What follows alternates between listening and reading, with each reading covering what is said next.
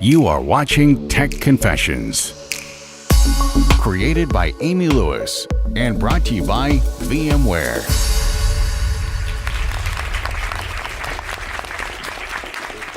Well, thank you so much for coming on the show, Thom. Oh, thank you for having me. So you're VMware's cloud architect, but you work at Rackspace. Right, yeah, so I'm a specialist in VMware. I've been working with VMware technologies for 12 years. And so at Rackspace, I help design private clouds for our customers inside of Rackspace data centers. Oh, wow. So in 12 years of working on VMware products, you must have seen a lot of changes in the product set or even the company or where things are going. Yeah, so when I was starting, it was just focusing on sharing resources on a single server, and shared storage was a pipe dream from where I started, and to where now I'm seeing these huge enterprise developments and how VMware technologies have changed from the vMotion Live migration being a huge revolution to now we're looking at software-defined storage and network virtualization and automation, bringing it all together to where an admin can just click a button and everything works, and it's beautiful. Gosh, innovating so quickly. Yeah. So you are very active in the community. I know you have a podcast, or you help out with the V Brown Bag podcast. Yeah. Have you always been really active in the community? Has it always been something interesting to you? I've always been drawn to be more involved in anything that I've been doing, from like even whenever I was in high school and college, being on student councils and activity boards and just trying to give back and to become more involved with everything going on. So as I got more in depth with the VMware community and started making some friends, I was just drawn to make a blog, and I started blogging, and that started getting some traction. And so that got me involved into the VMware community, and a lot of my effort, especially in my personal time, is focusing on contributing to the community, training, and giving back, because I got so much out of it when I was learning that I want to help everyone else. What is it that you got out of it? Like, what would you say, like, for people who are shy to step their toe in, like, helped you or was interesting to you? Everyone has a knowledge base. You may have a document on your computer or just little scraps of things you always go and you look up. The very first time I started getting involved and started sharing my content was because I needed a place to go and look up how to do a check for a certain feature that I didn't use all the time.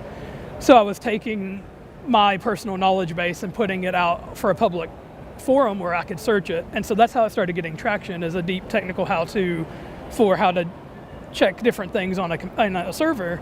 And as I started gaining audience, I started doing more of a training, mindshare, how-tos, tutorials. So if you're wanting to get started but you're shy, you don't know what to do, think about something annoying that you have to put up with and write about it so it's less annoying for you or your team, and then you'll help someone as well, because you're probably not the only person who's ever going to have that issue. Oh my gosh.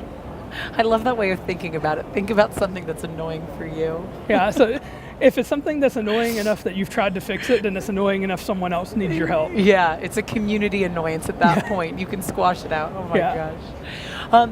Well, you probably have had a lot of experience with software for a really long time, given that you've worked on VMware technologies for 12 years. But what would you say was your software-defined moment where you really thought, aha?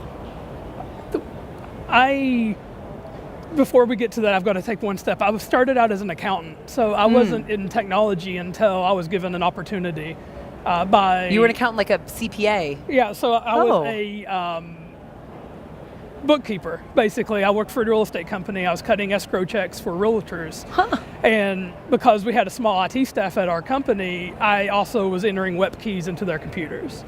So at that point, that's the most technical experience I'd had. I wasn't even technical in my personal life. I was just working, cutting checks, and entering web keys.